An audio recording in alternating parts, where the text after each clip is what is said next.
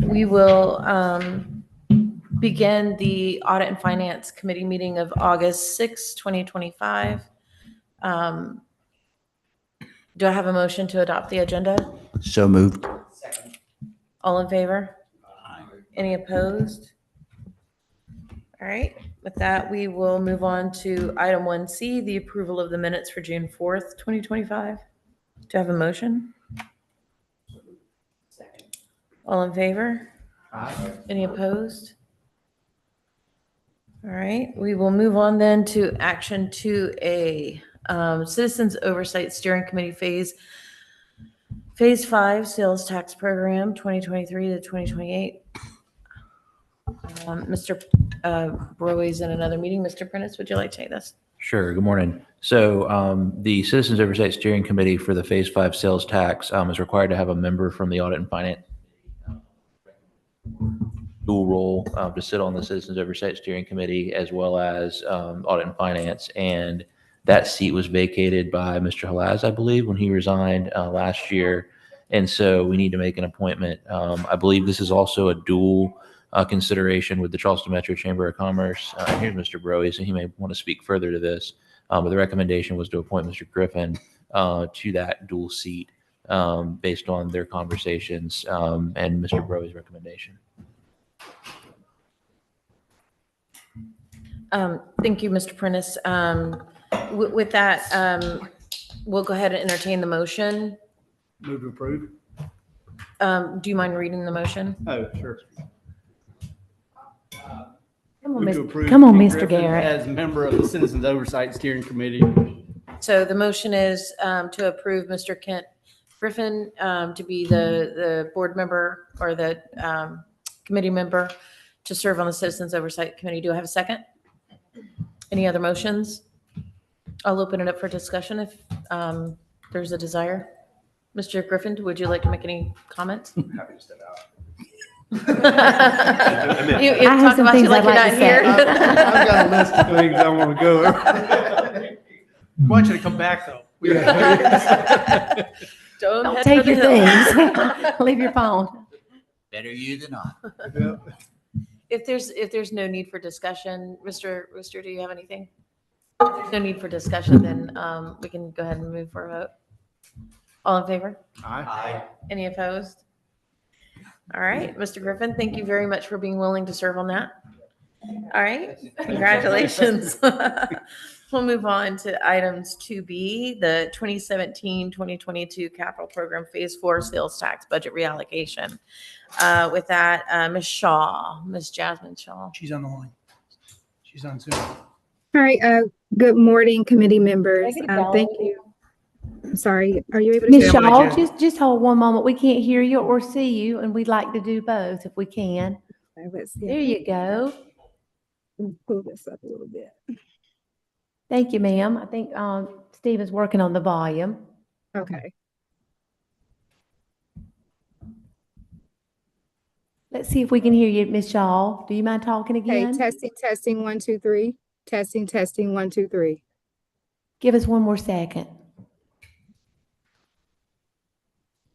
Technology is great when it works, right? Yes, ma'am.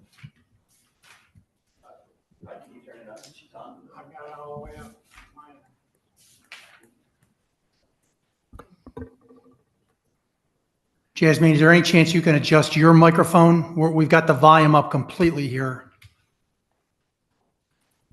Let's see here. Yep, that's working. That sounds better, I think.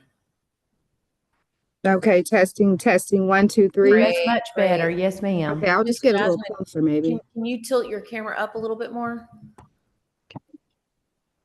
Yeah, there you go. Good.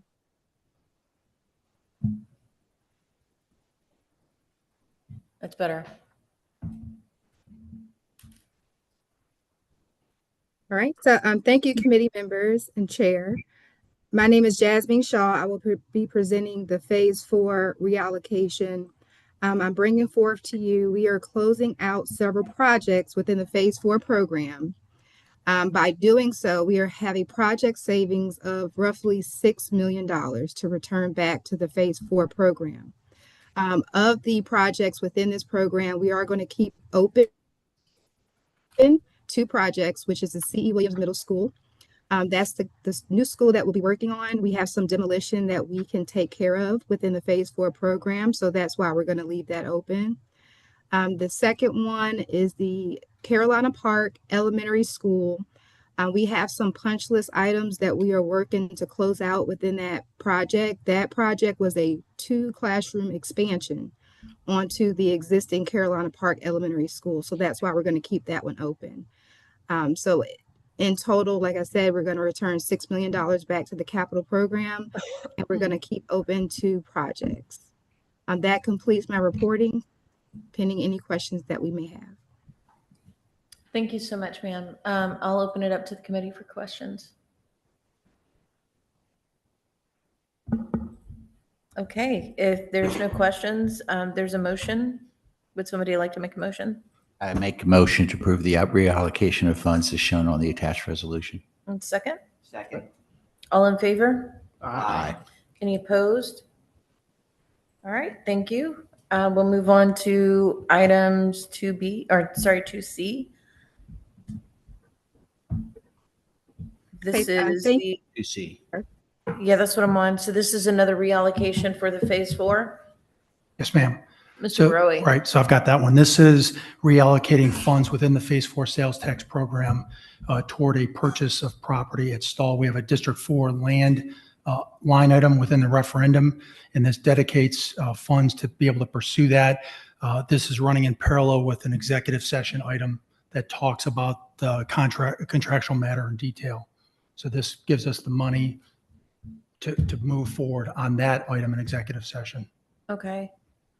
I know I have some things that I see that could be potential concerns that I spoke with Mr. Prentice and Ms. Huggins about when we were doing our agenda setting, but I'll hold off and open it up to the rest of the committee for discussion. Does anybody have anything? Go ahead. Is this like putting the cart before the horse? Don't we have to go through the executive session, talk about the contract before we approve the money? So if it's approved here, it can still be stopped at the board. So I don't disagree that I can see you saying putting the cart in front of the horse, but we're trying to run both tracks in parallel so that we're staying ahead of the process. We just So- hold off on voting on this till we do executive. Could do that. as Yeah, I well. would agree. Yeah. Hold the vote until after the executive session. Correct. Good Yeah, idea. I see potential. I see potential for conflict over this. So I think it's worth having a discussion with the representatives from the different districts. Okay. I know you're blindsided by that. I haven't discussed it with you, but I discussed it, potential for something with Mr. Prentice. We can discuss offline if you want.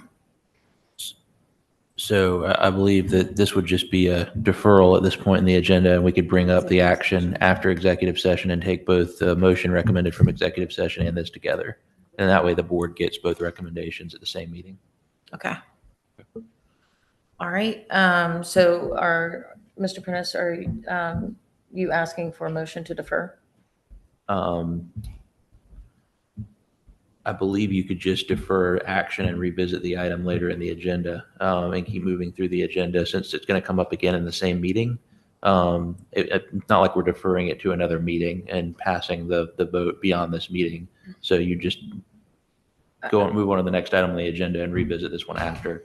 So if you no want to action's come back to already this taken after now. the end of, Yes. at the end of the meeting? Yes, after executive session. Okay, Yeah. okay, yeah, I see what you're saying. Okay. We'll move on to items 2D,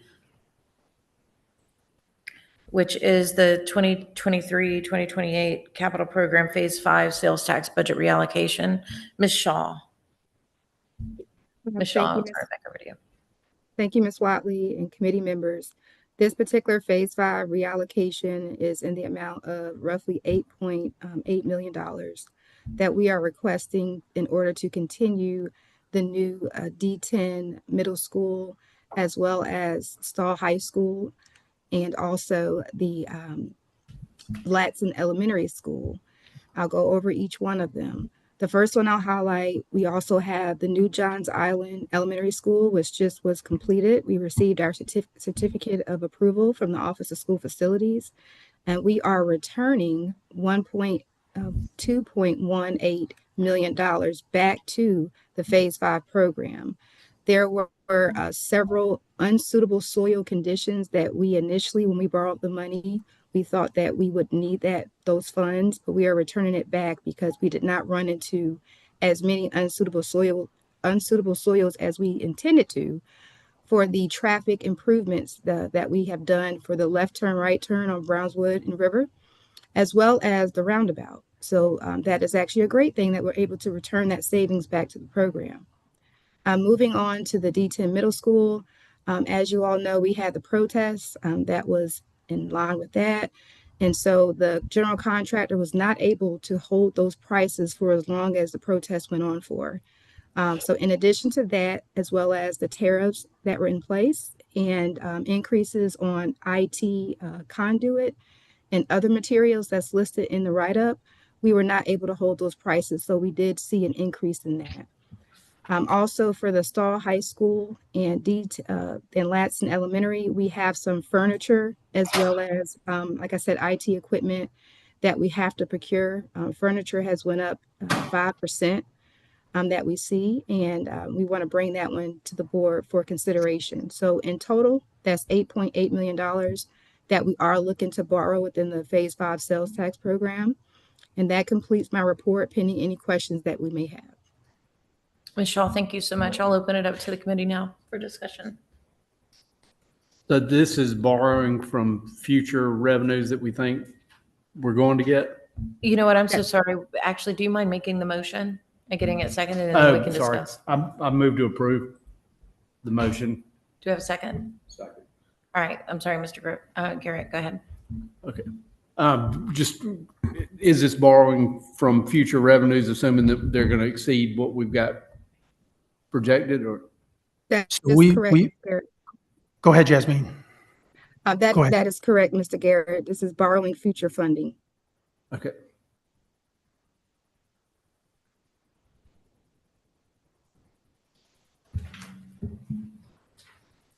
And historically, just based off of revenue, the actual revenue has exceeded funding, right? Exceeded our projections, correct? That's So I'll turn correct. it over to Mr. Prentice to help answer that financial question. So we look at those revenues on a quarterly basis, and we're coming in excess of the projections. And the whole Ms. Costello is here if she wants to speak further to that in terms of the most recent update. But we've been very conservative with the estimates of 2% per year growth.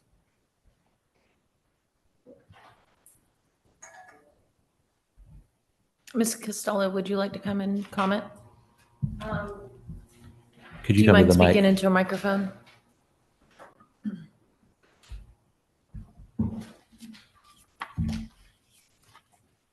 Good morning. As you know, we have been seeing kind of a little bit of an ebb and flow with the sales tax collections, but they are trending positive, as I will remark in my report when I present. The most current month was 547,000 above our 2% projection. So year to date, we have a total of $4.4 million over the 2% projection. So we feel comfortable with this.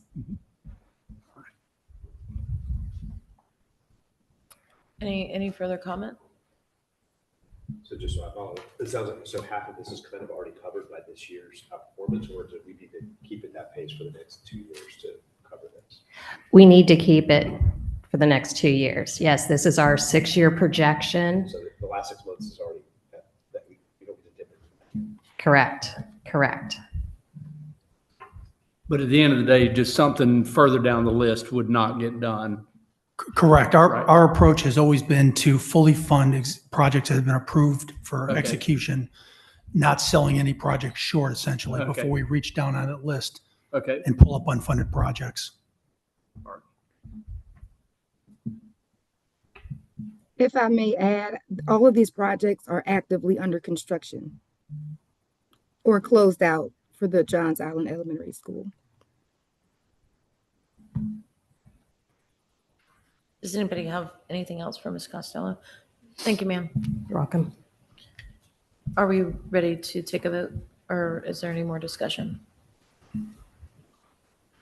Okay, all in favor? Aye. Any opposed? All right, that will move on to the regular board meeting. And then, so we'll move on now to the information items. Under item number 3A, the Charleston County Head Start, Early Head Start is, I don't see Ms. Foxworth. She's online. Yep, I'm she- here. Can I get a gallery view, please? We've got Ms. Rock. So, yep, Ms. Foxworth is on Zoom. Ms. Rock is in the audience. And I'm happy to take this item and then yield to that staff for any questions. I want to highlight a couple of things that have changed here. So this report you've seen traditionally like once a year, kind of in conjunction with the approval of the Head Start grant budget. There's a compliance review that happened through Head Start. And one of the items that was addressed that there needs to be a monthly financial report that's presented to the governing body.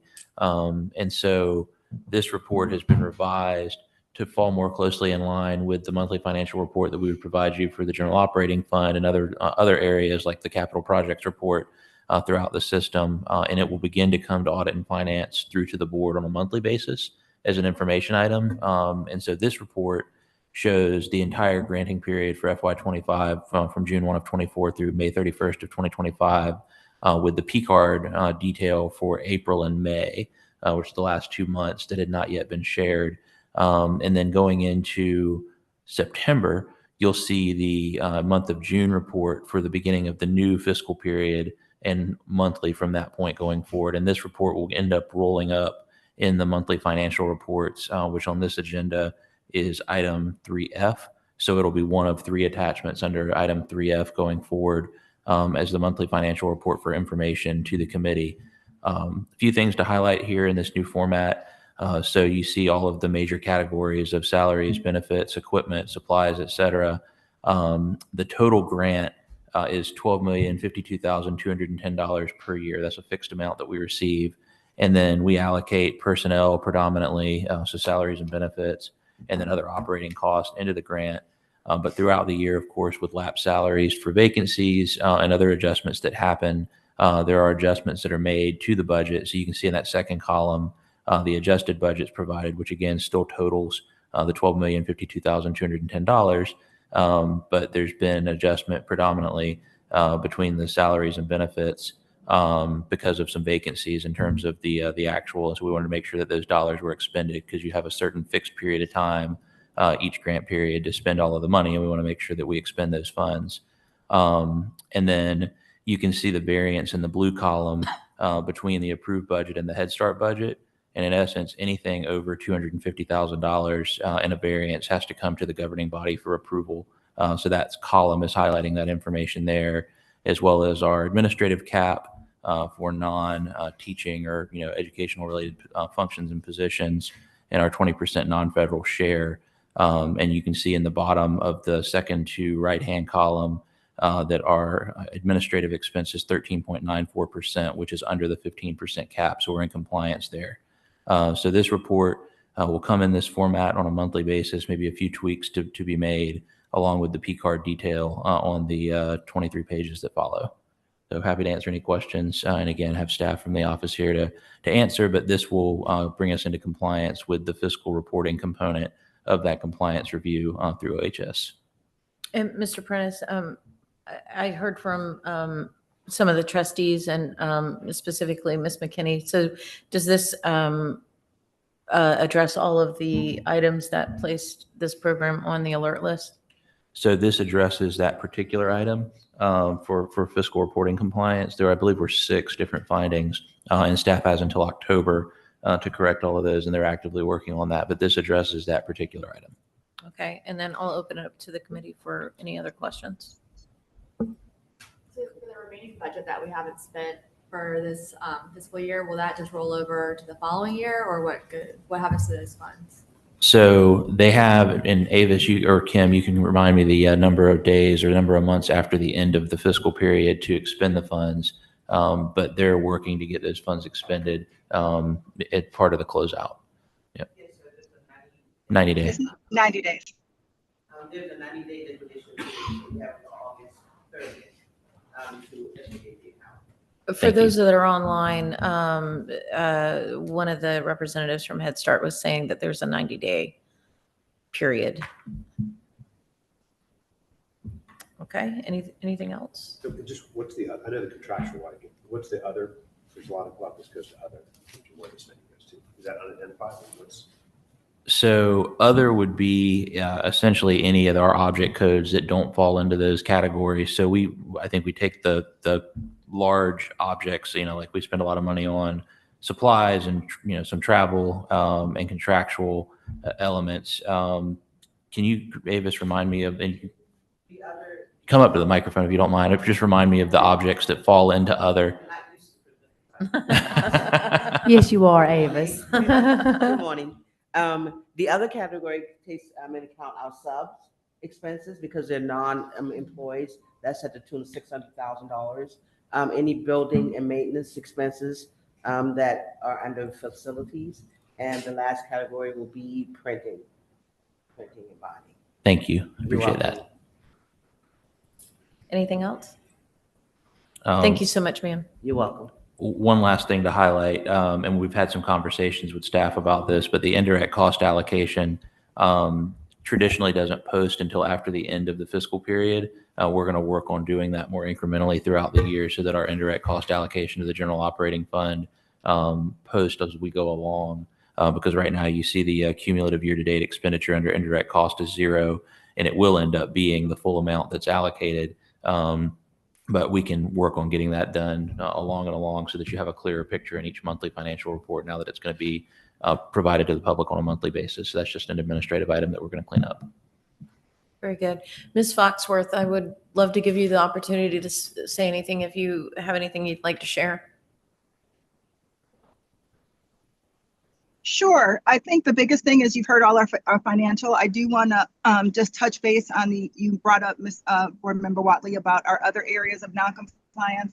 We are actively working on those areas. One of them we've already, we had a 30-day correction period, and we've already submitted all the paperwork, and we think we are good with that. And the rest of them, we had 120 days, and we are actively working with our district and our partners and Office of Head Start to make all those corrections. So we are on track, and you will be getting updates as we go along about our corrections. Thank you, ma'am. Did anybody have anything for Ms. Foxworth? All right, thank you so much, ma'am. With that, we'll move on to item 3B, the 135, sorry, first day with my new tongue. 135-day average daily membership. Ms. Huggins, would you like to take that? And Ms. Milne will come to the podium and present that information. Good morning, Ms. Milne. I'm Kathy Milne, the Director of Student Information. Thank you for allowing me to speak to you today. We are presenting the 135-day average daily membership for prior school year. It's a little bit later than typical. The state changed the way they collect our data, and there were some issues around one of our charter schools that we're resolving, which has since been clarified that this is our final numbers through the state. These numbers set our projection for the current school year as far as how we're funding, and it was also used to true up our funding for prior school year. There aren't really any significant changes that aren't expected. We always have a transition between high school and vocational category funding. The difference between those is attributed to the early graduates and to the fact that our students reach the age that they're no longer required to attend school. The good news going forward into this school year is that the state has recategorized all of our JROTC courses to where they will now be eligible for vote funding. So there should be a bigger shift from our high school category into our vote category. So 1.2 funding per student versus the 1.0 for anybody that participates in JROTC. Do you have any questions for me? Does anyone have any questions? Thank you. Thank you, ma'am. All right, we will move on to 3C, the FY 2025 sole source emergency procurement annual report. Mr. Prentice. Yes, so per policy, we're required to present this report to the superintendent each year and then forward it through to the governing body. When I arrived, this was one of the areas of noncompliance that we kept getting on the procurement agreed upon procedures. And so we're doing this consistently now and have the proper flags in place to be able to track this and make sure that it's reported timely. So this shows you everything that was done between July 1 of 2024 and June 30th of 2025. Total is $9.3 million in sole source and emergency procurement activity for the year, which we believe is appropriate given the fiscal size of the organization. I'll highlight a couple of things on the report. Just to note, if you look at the second page, about $4 million of the total volume is tied to Controls Management Incorporated, which is the entity that we work with to manage all of our HVAC control systems. We have a proprietary system for managing all of our HVAC throughout the district so that you don't have 17 different vendors that you're working with to keep buildings conditioned. So from a fiscal volume standpoint, that represents almost half of the volume of sole source and emergency procurement. The remaining of it is predominantly educational services or engagement with governmental entities that we work with where there's not really a method of competing, so to speak. And so that's the volume of the list. I believe everything on here is sole source except for one or two emergency procurements that we made during our internet systems outage back last July.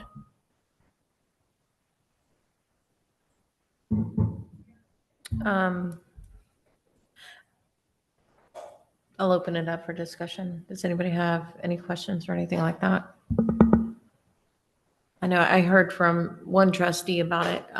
Is there anything that you would, I know that you've discussed with that trustee offline. Is there anything from that conversation you'd like to share here? So just share from a policy standpoint, there is a process that's outlined that staff follows. So anytime we have a request for a sole source, this is advertised through South Carolina Business Opportunities on the website for a period of time. And then there's a certification by the Director of Procurement that's posted. And so there's a multi-step, multi-pronged approach that they review criteria for compliance before they engage in these. It's not just a haphazard type circumstance. So we're good with everything, but want opportunity for anybody to ask any questions and happy to engage with trustees or committee members offline if there's anything in particular. Okay. If there's nothing else, we will move on to the next item. Just one quick question, Daniel. How do you get an itemized, is there anywhere in our system where like on 311, 312, and 313, you can actually see who is providing these services and what services they're being allocated for under this? Which line? Those are all, it's all under the academic administrative codes. So those are all the instructional expenses. Oh, it's you're not talking that about the much. SWIMBY I mean, it's such report? a small amount, but when I'm just curious, we listed here as it just as a lump sum. Is there a data? report? That's I believe you're on the SWIMBY report, the Okay. next item. But We're not quite to there yet. answer your question, yes, we can run an object code. Never mind. Okay, well, I mean, Mr. Grabowski is ahead of the game here, so we'll move on to item 3D, the SWIMBY. Mr. Prentice. Yes. So to Mr. Grabowski's question, we can run reports that originate from the object code and look at the detail across funds or across cost centers for vendors or contracts that we've engaged with. But this is the SWIMBY report. This is also per policy.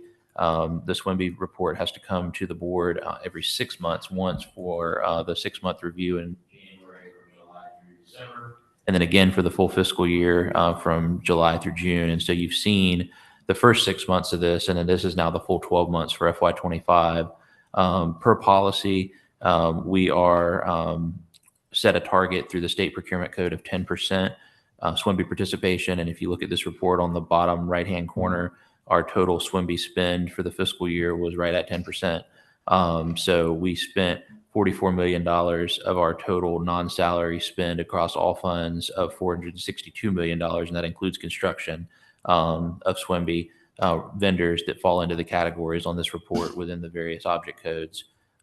So that's broken down. If you look at the breakdown of purchase orders of $212 million, capital of $198 million, and then on P cards of $51 million is the total spend. And then the small chart above that represents the actual SWIMBY spend within those categories. So it's predominantly capital. 10 of the 44 million is PO, and $305,000 is P card. I will note, just before we get into any discussion on this, that changes at the federal level, of course, and we've talked about this a little bit in the past several months, have dictated that we cannot pursue some of this minority business enterprise preference on federal funding. And so we can still report it to you as required by the state code, but we have to be very careful in terms of how we handle this with federal funding, given the presidential administration mandates, executive mandates that have come down since the beginning of the year. But we're still going to present the report, and unless the state legislature changes the state procurement code and the requirements for us to have a SWIMBY plan and to report our SWIMBY spend, we'll continue to do this as it's required under that code.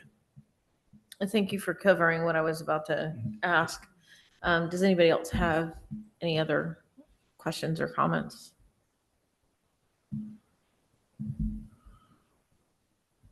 Ms. Rosen, do you have anything?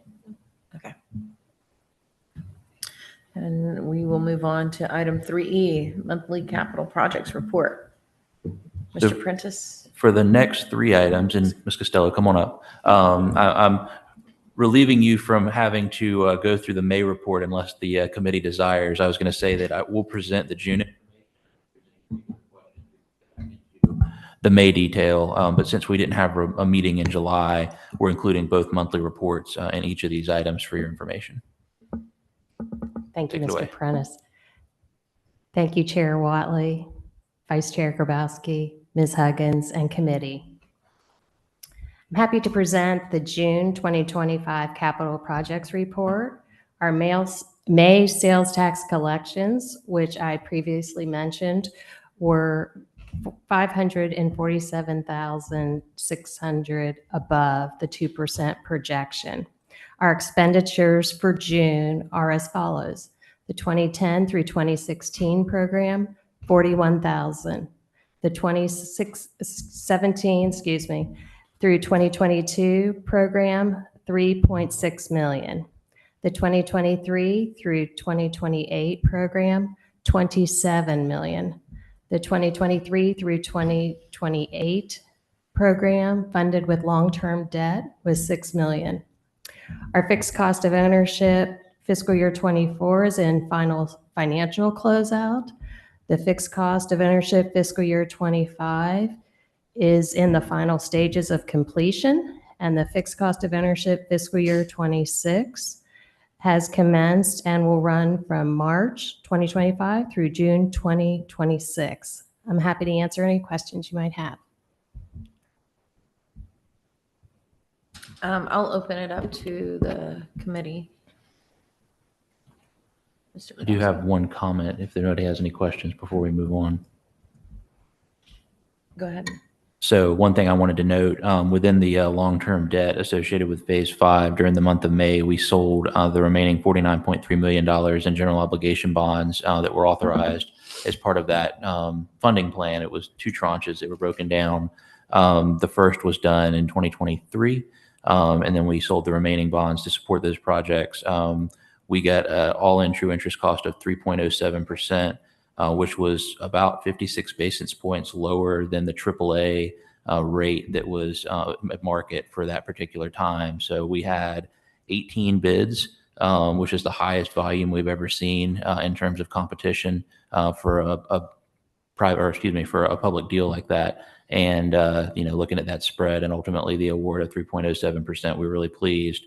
And so by doing it that way and deferring having to pay principal and interest on the second tranche, we were able to save several $1 million over the term, and also ended up selling at a lower rate than the first tranche based on market conditions. So just want to highlight that because that was a strategy that we had discussed previously that ended up paying off, and the committee was involved in referring those items to the board.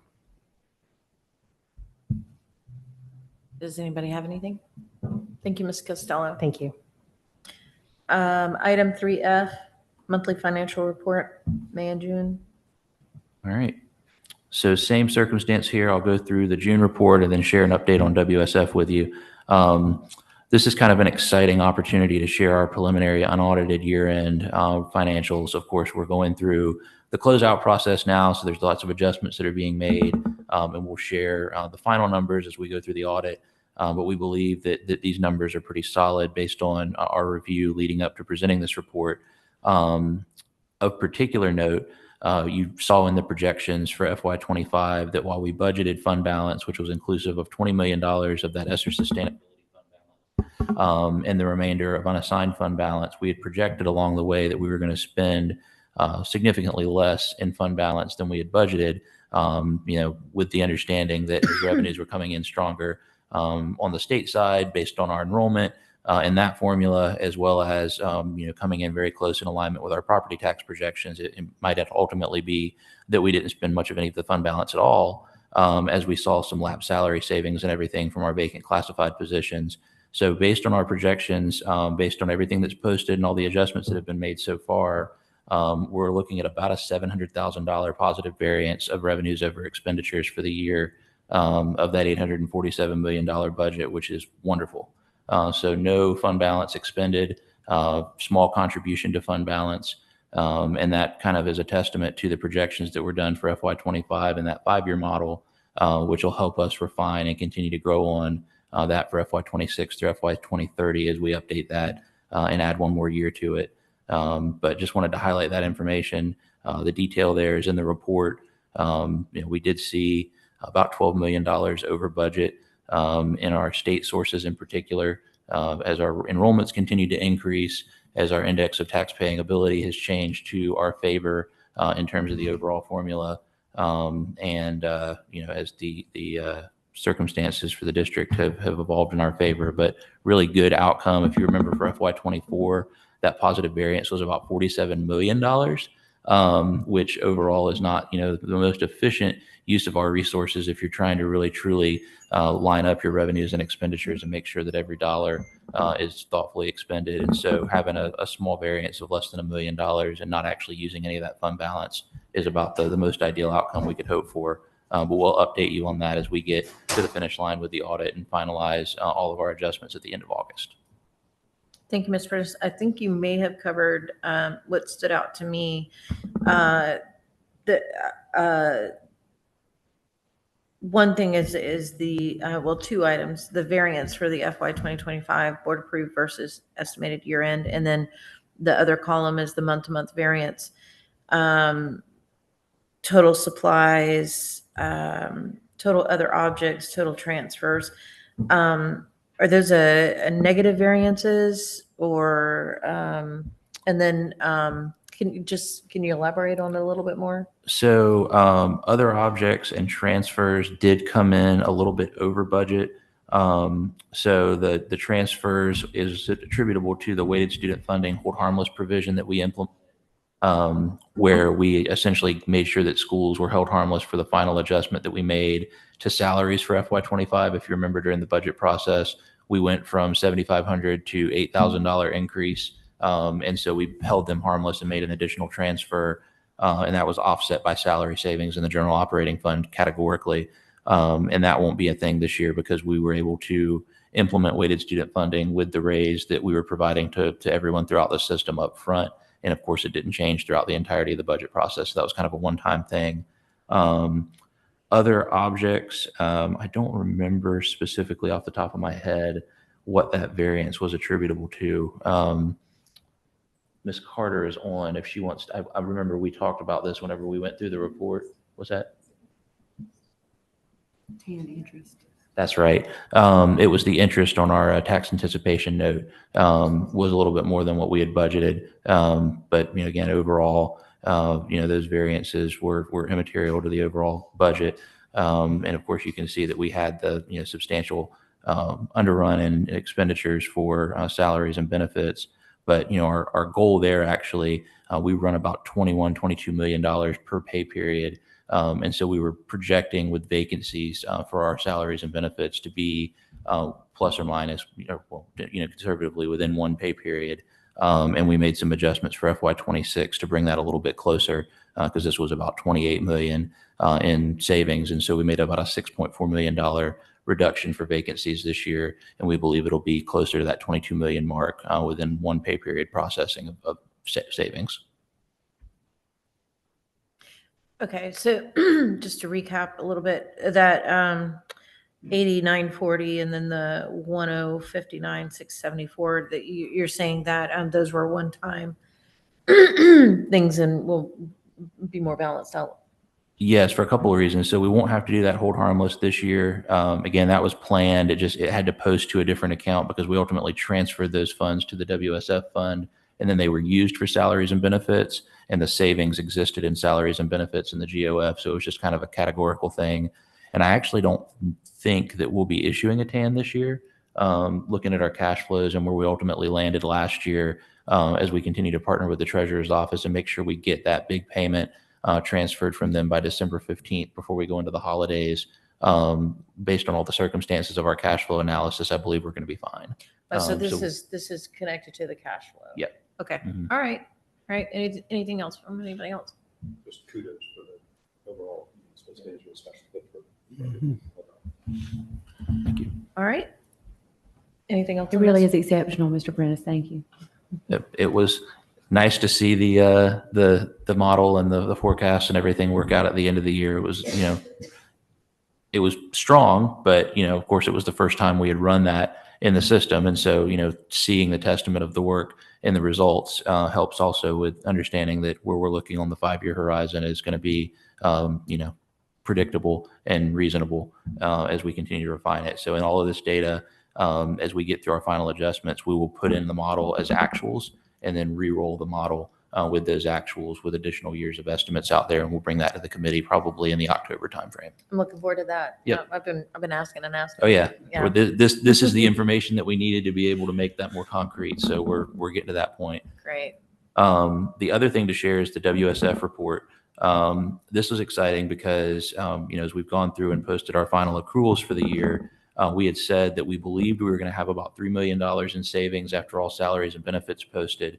And we came in a little bit less than that, which I think is a good thing for the first year of weighted student funding. Of the $34 million that was ultimately appropriated, which included those hold harmless funds that we transferred, we had $2.5 million left over. So, those resources were thoughtfully expended on the programs and the strategies that were implemented in WSF. And I think we'll be able to share some exciting student achievement and outcomes following that.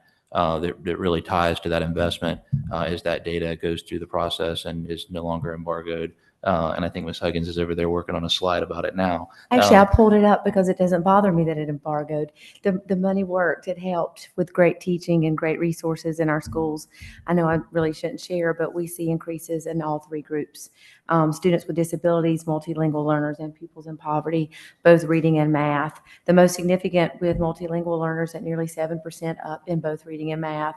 We'll share with the board that nearly 7% of pupils in poverty, nearing 50% of students reading at or above grade level across in that group, and in math up nearly 4%, and then and significant increases in students with disabilities. Prior to implementation of the weighted student funding formula, we didn't see a significant closing of the gap that we are seeing now with those groups that are considered our most high opportunity students. So Mr. Prentice is a little more reserved in sharing embargo data than I am, as well he should be as the finance leader of this great district. But I will share with the board and with you that we do believe that the investment had a significant impact and positive gains with kids. Can you talk to the graduation and college and career readiness? Yes, that's also embargoed, but I'm happy to share. And Mr. Griffin and Mr. Garrett had graduates in the class of 2025, as did I, that our graduation rate taught will be close to 90% this year. And college and career readiness boasting 85%. I'm sorry, Ms. Roberts, I know, just hide. Plug your ears. So we really we will see gains across the district in all areas. We have a little work to do in biology. We did sort of plateau in that area, but Algebra 1, English 2, and U.S. History saw significant gains. Oh, history. And again, it was the bottom and it increased the most. So we're Oh, really wow. proud of the work again. So if I say this often in public, and I think I've said it to you too, if money could fix the problems that have plagued the Charleston County School District, we would have fixed them decades ago. We've got a lot of well-intentioned superintendents, teachers, principals, and board members.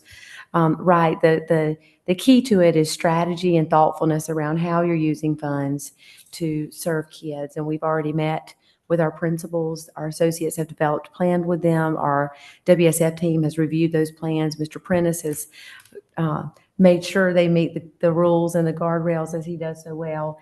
And we're being really thoughtful about how we move forward with the work. So I want to thank the Audit and Finance Committee and thank the board that really took a chance on us with this. So $32 million is no slim investment.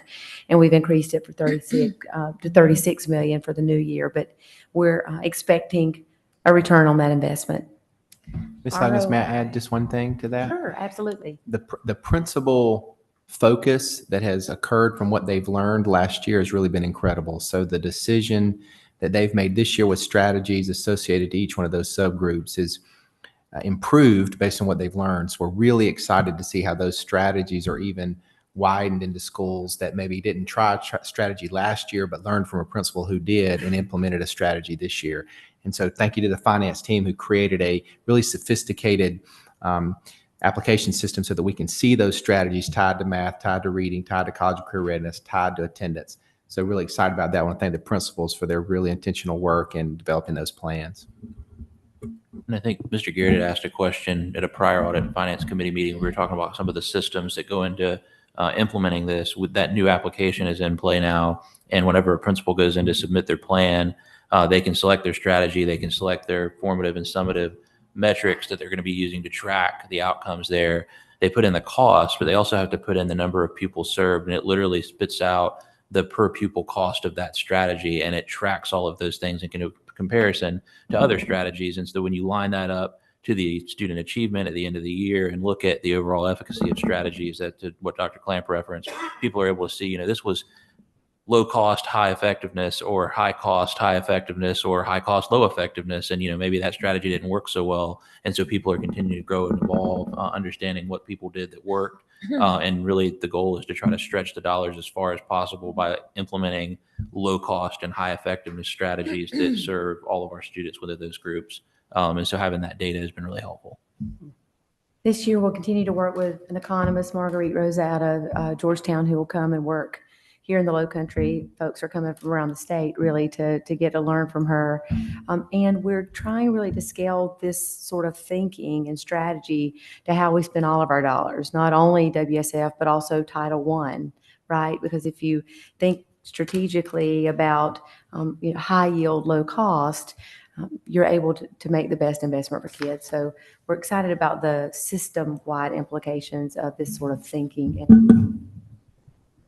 I can't quite make out the numbers and letters on your I know, graphs. that's but I because can it's see your embargoed. graphs. That's right, Ms. Roberts. I'm like, really? Just want to tilt see. it a little more so the camera can pick it up. I And Don't do that. So my question is, when you do present this formally, I would really like to see, because I think this is historical. I would really like to see how this compares to, I don't know if it's fair to compare it to post-COVID, but maybe if we can go previous to COVID, where we've been as a district historically and where we are now, and see that impact. Ms. Roberts is here, and we've made note of that. We'll do what we can. Absolutely. Thank you. Does anybody else have anything? Yeah, just for a clarification on when I look at this actual allocated encumbrance. So encumbrance is something that's going to follow just for that year, or is this something that is going into the next fiscal year? So those would just be that year. So those encumbrances, as we go through closeout, some of them will get cleared through processing invoices that are outstanding, and then some of them will be falling off. And the hold harmless going through as to your strategy going into this year. If I'm looking at it, would that apply to what was in the available budget so that if there was a negative, so if I'm reading this correct, hold harmless really only affected 7 schools? So you're talking about the ones that went over budget budgeted, slightly. yeah. So I don't think that necessarily had to do with the hold harmless. There were a couple of them that had an incumbent change from position to position throughout the year. A couple that just happened to go over a little bit, and per policy, they won't be able to share in some of the savings that we reallocate. That was part of the board policy that was adopted last year. But the hold harmless was really intended to cover that last $500 in teacher salary increase that the board did last year.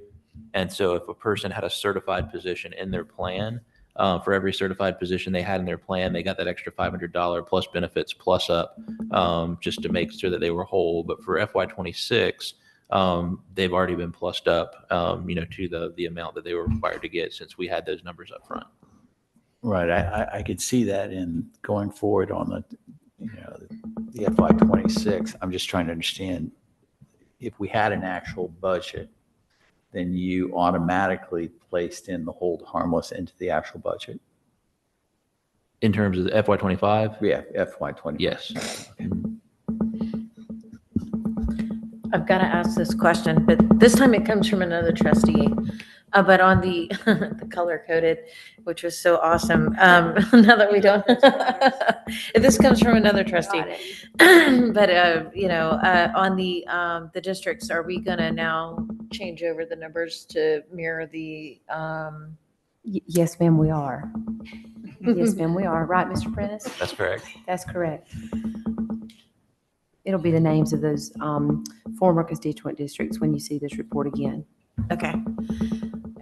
And the question that was coming from me, I think Mr. Grabowski covered, but it was the shortages.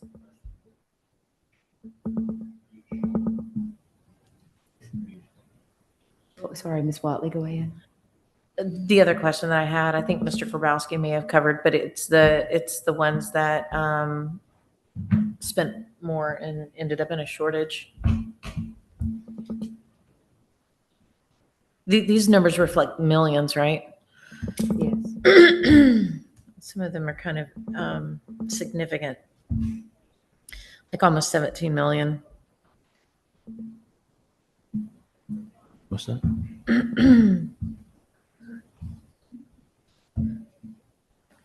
I don't want to call them by name. It's okay. She was asking too about some of these that are over. It's not, they weren't over. They were over by about how much, Jesse? This actual number, 16, we did not, 16,000. 653. Oh, is it only 16,000? Oh, Yes, ma'am. Yeah. that's Yes, why I was ma'am. asking, are these numbers reflected in the millions? Oh, no, they're ma'am. actual I numbers. was gonna be like, Yeah, that's they were only over significant. 11,000. That's what I was gonna say. Numbers. They didn't quite earn that much. No, ma'am. Okay. The total overage was immaterial. I mean, if you see the ones that were over, it was $5,000, $800, $2,600. And some of those were literally like the benefit elections on the employee that was in the position came in a little bit higher than our average. So it was very, very closely administered. No real concerns there with any fiscal administration about school by school. Sure. If it's just in the thousands. If it was in that's millions, I I would have started something's the very report wrong talking here. about that if it was in millions. Well, we wouldn't have gotten to that point, but anyway. All right. Does anybody else have anything else? Okay, with that, we'll move on to 3G, purchases and contracts greater than 250. Mr. Prentice? Yes, so if you go to the dashboard that's linked in there, we have updated with the June and July data. So for the month, June 16th through July 15th, because we run this on a 30-day period that starts on the 16th and ends on the 15th, the way we capture it from Munis. We did $105 million in competitive solicitation volume, which was predominantly new capital construction contract awards. I'll highlight there was $45 million in exemptions. The majority of that is payments to charter schools. That's the way they're classified when that PO is issued because there's no associated procurement. About $8 million in existing CCSD contracts, followed by $3 million or $3.9 million in state contracts and $2.8 million in cooperative contracts. You can see that we had a number of competitive bids for our D4 softball at Lentz Field. And let's scroll down here. Some of the larger being the Stall High School general construction contract and the Lambs campus general construction contract that were awarded during this period. Does anybody have any comments, questions, complaints? All right, with that, we will entertain a motion to move to executive session. So moved. Second. All in favor? Aye. All right. Are we just gonna stay here then?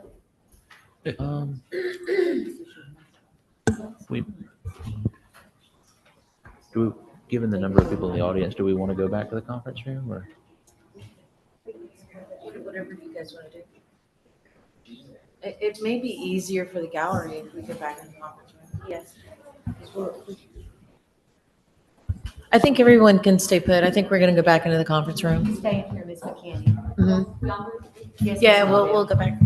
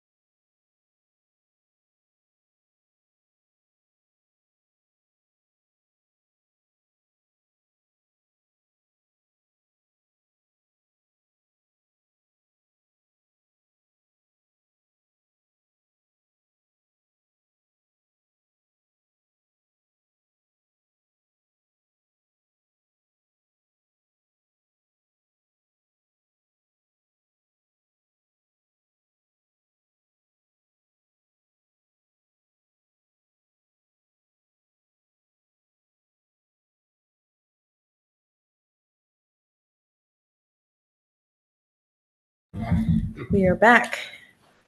With that, we will entertain potential possible action for the executive session items. I move to approve negotiation of real estate contracts not to exceed staff recommendation.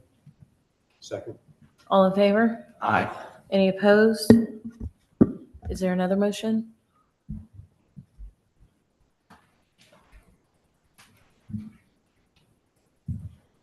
Which one did we skip? Trying to figure the letter.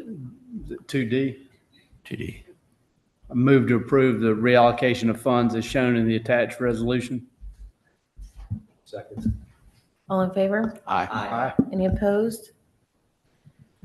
Congratulations, everybody, on a successful meeting. I thank you all for your time and presence and good discussion.